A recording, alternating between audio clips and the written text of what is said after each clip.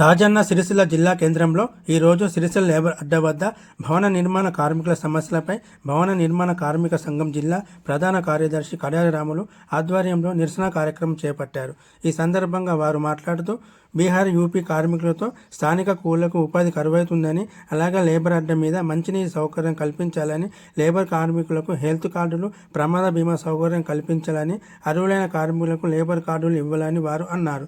ఈ కార్యక్రమంలో రాజేందర్, మల్లయ్య, దేవరాజు, వెంకటేష్ మరియు తదితరులు పాల్గొన్నారు.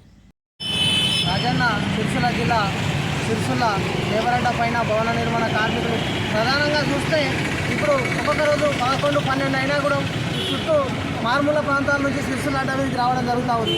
ప్రధానంగా చూసుకుంటే ఇలా ఉపాధి లేక కైకిలు కూలి దొరకక కార్మికులు అనేది మరిపోవడం జరుగుతూ ఉంది. ప్రధానంగా చూసుకుంటే నిత్యావసర సరుకుల ధరలు చూస్తే విచ్చలవిడి రేట్లు పెంచినటువంటి పరిస్థితి ఈ కేంద్ర రాష్ట్ర ప్రభుత్వాలు. ప్రధానంగా ఈ ప్రభుత్వాన్ని కోరుతాం. గత ప్రభుత్వం మీద ఎన్నో ధర్నాలు చేసినప్పటికీ బీహార్, యూపీ కూలీలు వచ్చి స్థానికంగా ఉన్న కార్మికులకు ఉపాధి కరువైందని చెప్పడం జరిగింది. ప్రధానంగా అక్కడక్కడ ఎన్నో అవినీతికి పనులు చేస్తూ ఉన్నారు. బీహార్, యూపీ వల్ల ఎన్నో ఘోరాలు జరుగుతూ ఉన్నాయని కూడా చెప్పడం జరిగింది. స్థానికంగా ఉన్న కార్మికులకు పని దొరకకుండా కూడా